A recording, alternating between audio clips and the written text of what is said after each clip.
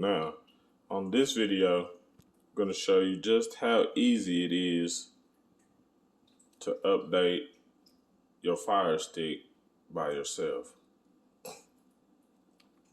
And I say by yourself because people pay me to do it. Even though I tell them how easy it is to do it, they still pay me to do it. So we're going to go to My Fire TV from your settings menu. You see?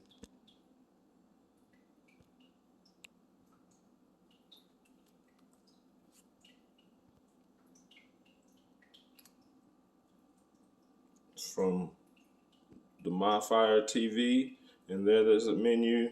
On that menu, you're going to go to About, and from About, it's that first one, My Fire TV Stick Lite. I mean, it's from About,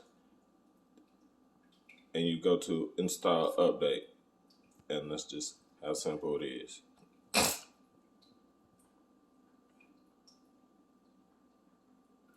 Now, it may take I've seen it take all day. On a fast internet, I've seen it take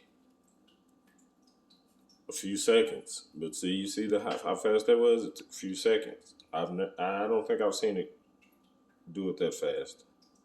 But there it is. How to update your device.